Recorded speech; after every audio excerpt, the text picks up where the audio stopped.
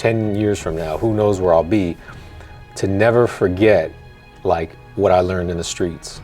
Right. Like to keep that dog in me, because I understand that you can have all these people that act like they're supporting you, that are there to help you grow, that are acting like that they really want to help create impact with you. But deep down, there's one person that wants to take you out, that wants to end you. You can't out maneuver me in chess. Right. Like mentally, you just can't do it. I'm still in the Coliseum. Like I've never left. The impact that I leave is going to be far greater than could ever be measured. You're going to be betrayed. Gladiator. What's going on top of the world? It's world-class visionary. It's Last of a Dying Seed, where we use cinematic scenes to expose unseen narratives in the real world.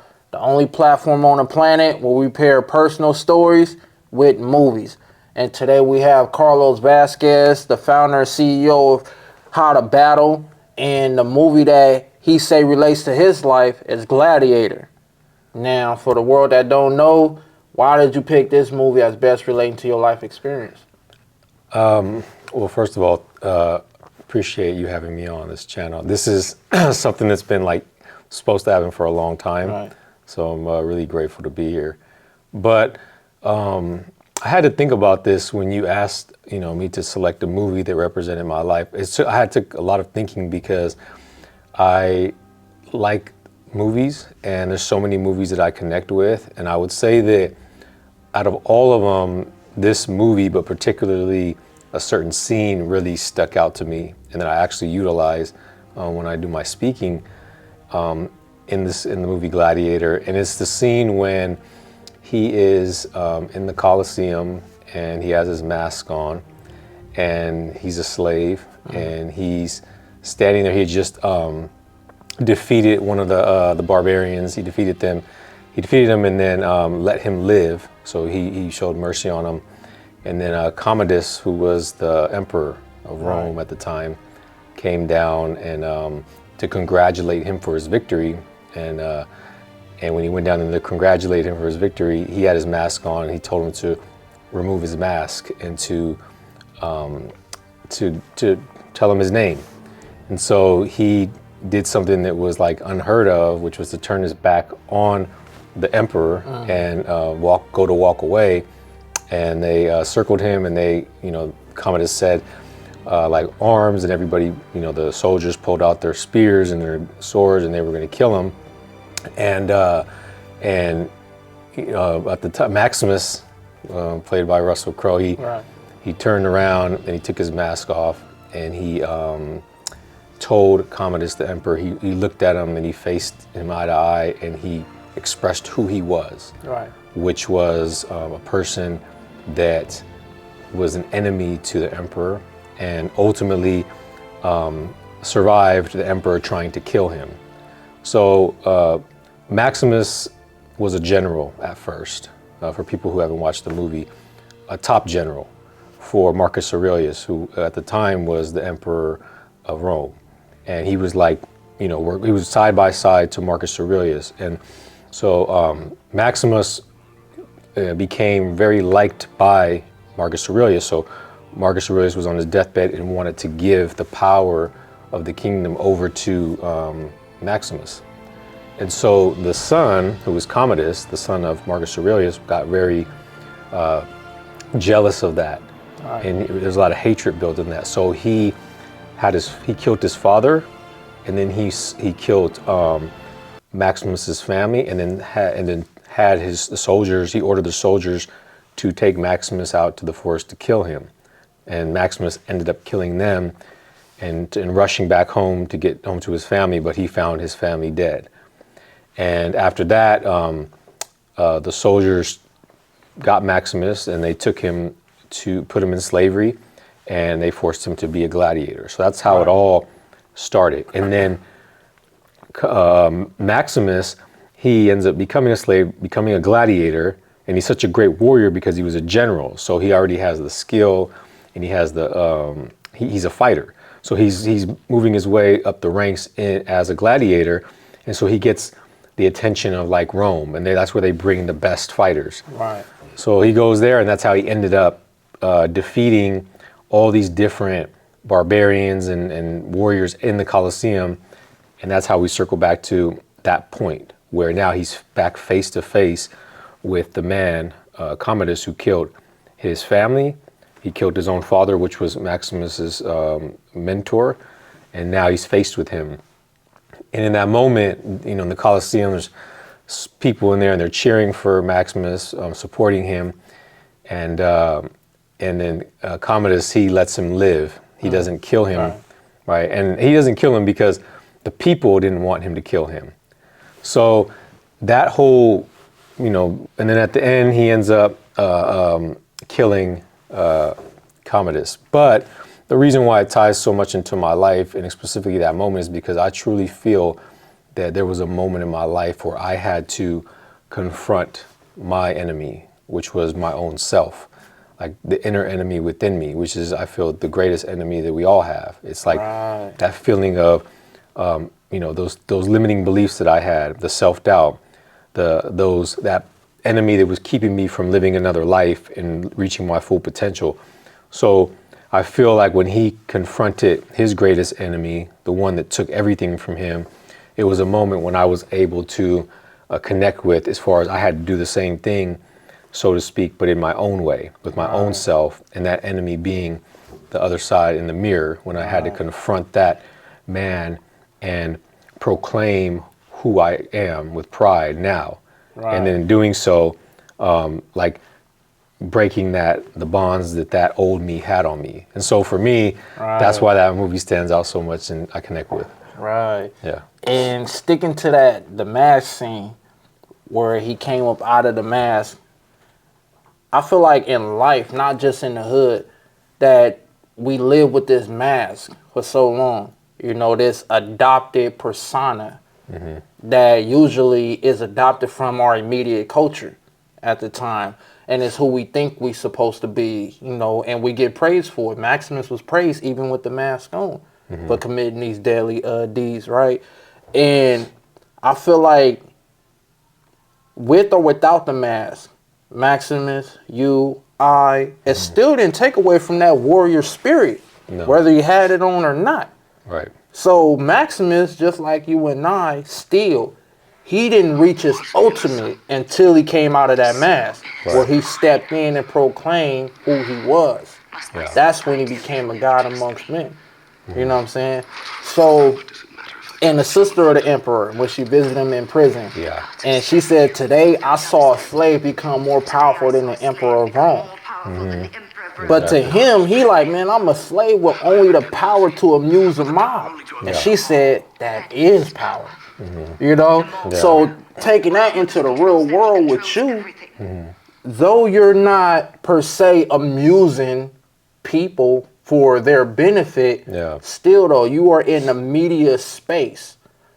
You are given content that's not only deep but engaging. So when we break that word apart, you are a muse still. And you're inspiring people. You know what I'm saying? So when you came out of that mask, what was that circumstance though? Like what was going on to make you say like, man, I'm coming up out of this? Yeah. I look at it like this. So when Maximus is in that arena in the Colosseum and he's a slave and nobody knows in that arena who he really is, like who is the man under that mask? He doesn't even have a name. They call him slave. And then they started calling him Spaniard. Like he was, this name was given to him. And I feel like, and I'll get back to answering your question, but I feel like this is top of mind is like when I'm like going to speak and I'm on stage and there's like, 200-300 people that are like, and they're looking at me and they're like, they've already prejudged because of, seeing my past and where I come from. And I feel like in that moment, when I'm like saying who I am aloud, like the person I used to be and the person I am now and being vulnerable with that, I feel like that's a powerful moment that people need to hear, right? And when Maximus did that, he said it, and when he said it, the other slaves that were around him stepped up a couple of steps, like they got your, like, you know what I mean? Like I got your back. because of the courage it took for him to say that. So when I'm like speaking, I always play that scene in my head because I'm like, I'm confronting the mob. I'm confronting those that 15 years ago would have convicted me on the stand and put me away for the rest of my life, right? So now I'm here and I'm very open about my past and my experiences and my failures and setbacks and now my successes. I'm like helping to shift their way of thinking, right? Like how Maximus did with the mob. Like they shifted their way of thinking. But for me, when I took the mask off, it was like when I was in prison and I decided to change my life around. And I knew that the hardest thing for me to do wasn't to tell everybody else on the prison yard or the people that I talked to that I was going to do it. It was to convince myself that I was able to do it. And so the enemy, the commodus within me, kept trying to keep me from changing with temptations and all kind of things that started to happen as I started to change. And so when I one day, and it was like a specific day, and I really just made the decision to change my life. And I feel like we all have that moment. Like for me, it was a day, but everybody has that moment when you just like set something and you stick to it. Like I'm gonna stop drinking or I'm gonna stop smoking, and then that's it, you're done. That was the mindset for me. And that was that moment, like Commodus and Maximus moment, where I basically said it to myself, and then I never looked back. So it happened in prison. All right. And let's jump to the beginning of the movie, right? Where soon as it opened up, they are already in the midst of their last battle. Yeah. And Maximus told his soldiers that 3 weeks from now, I'm gonna be harvesting my crops. Imagine where you would be, and it'll be so. Yeah. So when I see that, what all prisons you been to? I've been to 5 different prisons. Which ones? Okay, so I've been to Corcoran, I've been to Kern Valley, I was in Centinela, I was in Folsom, and then I was in Wasco. Yeah. Most of his time on a level 4. Yeah. That says something. I'm not just talking about prison. I'm talking about the level 4. That's considered Gladiator school. Now we're talking about the movie Gladiator. So when he say that to his soldiers, to make it through that war zone, often many of us have to have images in our mind of what waits for us on the other side of that wall, so that we can endure the bullshit and make it out. Yeah. You know what I'm saying? That keeps us sane. It keeps us focused on the forward mission. So for you, what was the visions that you held in mind that kept you going and kept you focused? Yeah, it's similar, like envisioning moments like this, like and envisioning things that I wanted to have in life, and not even just things that I wanted, but the feelings that came with, that associated with those things. And a lot of that was me using my imagination, but it was also me learning and like reading and studying and asking questions, because I hadn't really been like exposed to all the stuff that I'm doing now. It was just like hearing other people do it through reading books, hearing things, watching stuff. But I knew that I wanted to feel happy. I wanted to feel successful. I wanted to know what it felt like to be able to take care of the people I love. And so I held on to those feelings and visions no matter where I went, right? And that was like that, like in the movie, when he inspired his army to do that, like visualize the outcome, right? Just focus on that. So you've already been through all the training that you need to survive. It's instinctive now. So you don't need to focus on that, because you're so well ready and prepared for war that it's going to come natural to you in the moment. Right. And so like when I was in prison, that was the thing. Like I already knew that I was mentally equipped to handle it, right? So now I just, and I knew physically that all I needed to do was just like learn how to, make a knife, keep working out. But it was like, okay, I could do all that. I know I could do that. That's the easy part. The hard part is like making sure that I don't get to a point where I start saying I'm going to the house, like so many people in prison do. Right. Like I used to have conversations with people and they would treat that place like their home. They would design it like their home. They would shine the sink so that they could look at it and, like it's a Right. mirror. And for me, like, I just always had to maintain the idea that this is not my home. This is just another stepping stone before I get there, and envision that. Because if not, then I would become complacent there and stuck there. And then that would be my home in existence. Right.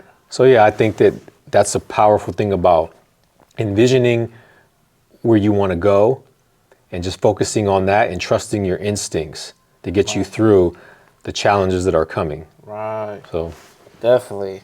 And in the movie, they touch on various themes of legacy. You know what I'm saying? And honor. It's not so much about dying. They understand that's going to come, but it's how I die. You know, it's what I'm remembered for. yeah. So us in this real world, knowing that we're going to die, and eventually it's inevitable, like, what do you want to be remembered for once you're gone? Yeah. Well, I just want to be remembered for creating my biggest impact. Creating whatever impact that I leave behind. That's all I want to be remembered for, creating a good impact. And I don't know how big that will be. And I don't ever think on like I need to leave an impact like another person that's already done it, because the impact that I leave is going to be far greater than could ever be measured. Because if you impact one person, you impact 1,000. Right. So if I've already impacted, let's just say 100 people in some way, who knows what that equals up to, right? Right. And then the growth is exponential. So then that person impacts another, and it goes on. So there's no way to measure that. Right. So the way that I want to be remembered is just somebody who made a great impact. And then through the companies that I start, the brands that I build, all of the content that I create, right? Everything that I leave behind can be something for somebody else that I may never meet to gain something from, like I did when I read all those books in prison. Right. Like from people who've been like Marcus Aurelius, in his book, Right. Meditations, is like, he wrote that book and he didn't think that one day Carlos Vasquez was going to pick up that book and read it and gain something from it. Like, it's so far beyond our way of thinking. So I don't know what I'm going to create in this world as far as impact. Right. But I know before I leave, I'm going to create as much as I can. Right. In products, services, companies, and everything that I do. From when I wake up, I go to sleep, my whole mission is to create impact. Right. So whatever that means, through film, anything, and is something that I feel like is calling me, I'm going to do it. Right. Definitely. And all right, speaking of books, speaking of Gladiator, speaking of warriors, the latest book you wrote is called Warrior in the Garden. Yes. Right? So being in that Coliseum, so to speak, prison, that gladiator school, correct me if I'm wrong, it helped you to refine and redefine what a warrior is. So when you wrote that book, you put it in a certain context. So for the people who don't know, because you just released it, like, how did you define what a warrior is today? Yeah. Well, first I'll say that I'm still in the Coliseum. All right. Like, I've never left. Once I put myself in there mentally, like, that's a lifetime place for me. Right. Because in business, it's a Coliseum. Business is the same. It's another war. Right. Prison was one battle. Business is another battle. Right. Everything Right. I look at is a battle. Right. Right. That's like, I wake up in the morning and I'm going to battle. Right. I'm going to battle with the voices in my head that's telling me that I can't do something, with the voices in my head that's telling me to stay in bed and not get up, Right. with the voices in my head that's telling me that I should quit, right? And then that's not including the external things, like waking up, getting a call, and just starting my morning off bad because I'm dealing with somebody else's problems, or I made a wrong move investing in the business, and I'm losing.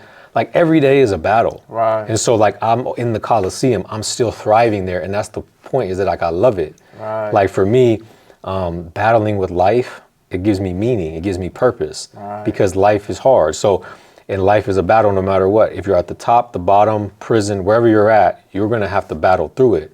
And so for me, it's always about becoming a better warrior. Like, I can always get better as a warrior. Right. Right. And so back in the old day, for me, a warrior is different than what it is today for me. So back in the old day, I used to think a warrior was somebody who just hurt people physically, right? Like, you're on the yard and you hurt people and you're active and you're stabbing people. I was looking up to people who already had like stripes from stabbing people and all these things. To me, that was like a warrior.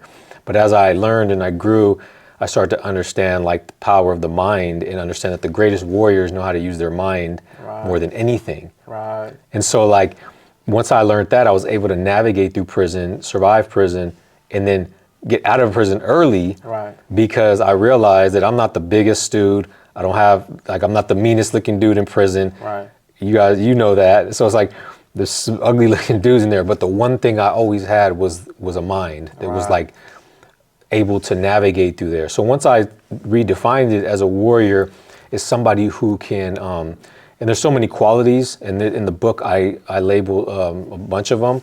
But I say if I had to just kind of sum it up, a warrior is somebody who is able to get up every single day and be able to conquer the internal battles that are going on within them. And in doing so, it makes the outer ones a lot easier. And so it's like understanding that no matter where I'm at in life, I just got to conquer myself. Right. I'm in the hole. Okay, that's a bad situation. But the only reason why it's a bad situation is because I told myself it is, and I believe it is. Right. That's the internal battle. But if I say, this is actually an opportunity for me to grow, to take time to reflect, and to treat this like my Shaolin temple, now it becomes a positive thing. Right. People leave and go on retreats to Shaolin temples, right? So it's all mental. And so a true warrior now is a person that has full control of their mind and doesn't let their mind control them, and actually could put in any situation. A warrior can be put in any situation anywhere in the world and be able to still be in control of how they respond to that situation. Right. That's a warrior, and that's what Maximus did. He was a warrior as a general, the top dog, and he was a warrior, and he maintained his integrity and his honor even as a slave. Right. And to me, doesn't matter where I'm at in life, I'm always going to maintain that mentality. Exactly. And what do you see as the underlying lesson in the entire movie?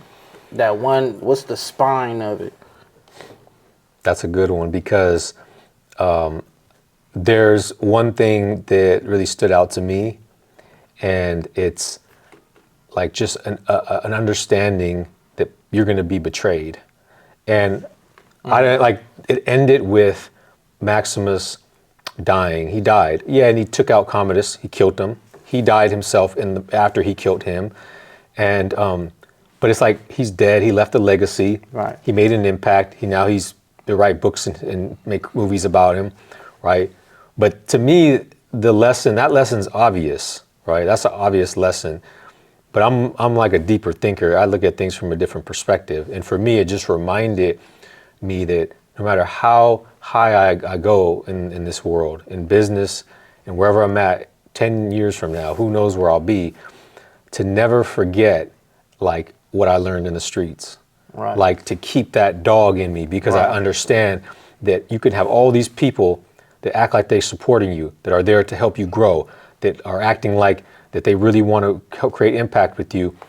But deep down, there's one person that wants to take you out, that wants to end you, that wants to shut you down, that resents you, that hates on you. And that was when Maximus was on that battlefield, and he was next to Marcus Aurelius, and they were fighting side by side. Commodus was in the corner, acting like he loved him, giving him kisses, but guess what? He killed his father in his sleep, right? He betrayed Maximus, the people he was closest to, and they were like brothers. They actually called each other brothers, and it just reminds me to never forget where I came from. Meaning that street smart, to question everything, to be careful on the moves I make, to not trust too much, right? And to be cautious. That was my message in that. And for anybody out there listening that ever is going to be dealing with me, just know that like one thing that like I'm the perfect person to work with, but one thing about me is like you can't out maneuver me in chess. Right. Like mentally, you just can't do it. Right. And so like that's what I feel is my strength, and I'm going to maintain that. And that's the warrior within me, no matter where I go. Right. Yeah. Right. And we're talking about the movie Gladiator, and we're talking about battles mentally, physically, spiritually, and your brand is called How to Battle. Where did that come from? Yeah. Well, For one, I felt like my whole life has been some type of battle. Like I've always been dealing with it. And then once I just learned to accept it, that that's life, that it's always going to be, like I mentioned, a battle, a war. For me, I just embraced it. And then once I embraced it and I was like, okay, so I know like I'm always going to be a warrior in some way, because I'm always going to be having to like maneuver through life, through all the adversity. All right, so I embodied the warrior mindset. So when I got out of prison, I knew that one of the biggest battles I was going to face was me having to catch up and learn what I wasn't able to learn for 17 years.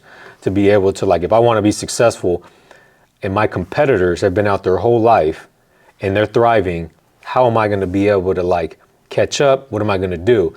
And so that's when I just really started working hard. And I used to be looking up like how to do everything, from how to build a website, how to like, create a brand, how to do everything, how to create YouTube channels and like everything. So I started to how to everything.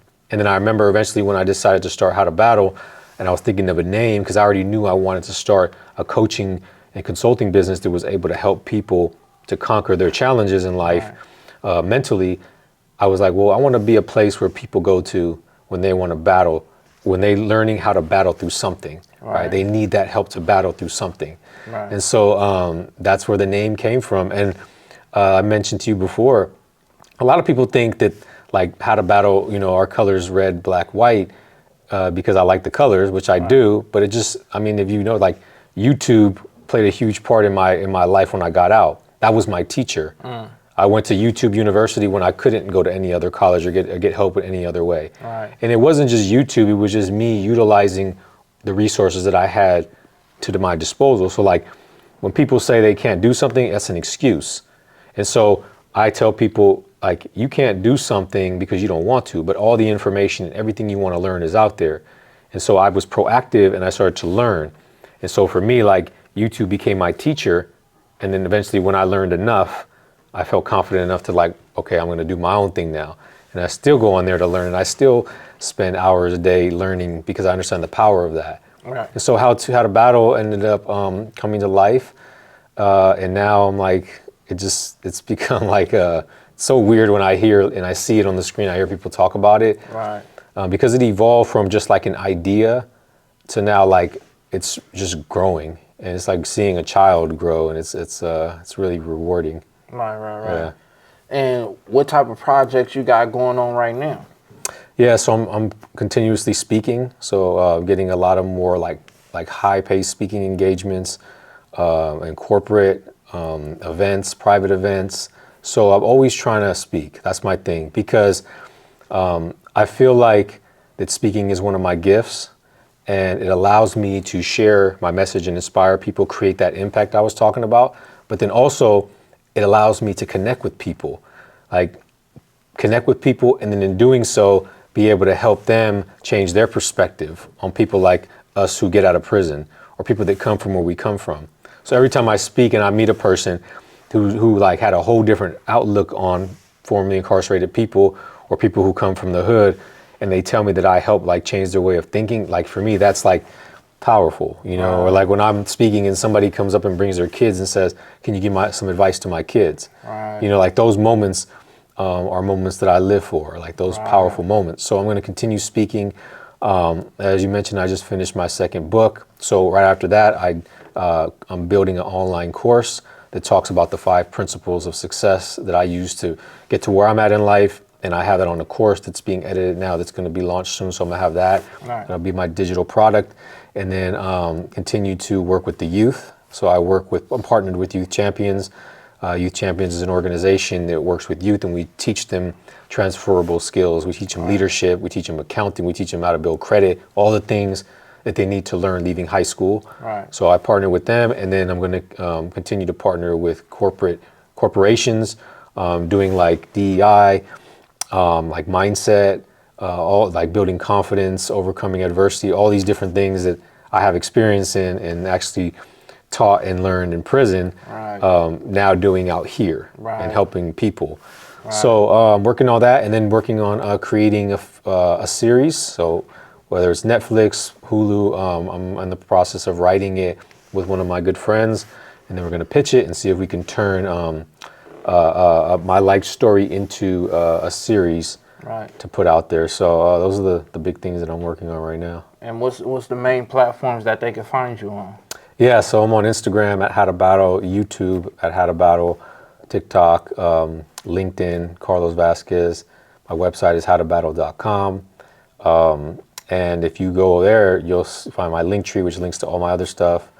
I have a clothing line out and my books and all that on there. So anything How to Battle and Carlos Vasquez, just you find, it'll link you to everything else. Right, definitely. Y'all heard it here. Carlos Vasquez, CEO and founder of How to Battle, just compared his life to Gladiator. You know what I'm saying? And y'all go find him on all his platforms. Right now, you like, subscribe on the channel if you feeling this channel, and if you got a movie that relates to your life, come on the channel. Thank you. Appreciate it.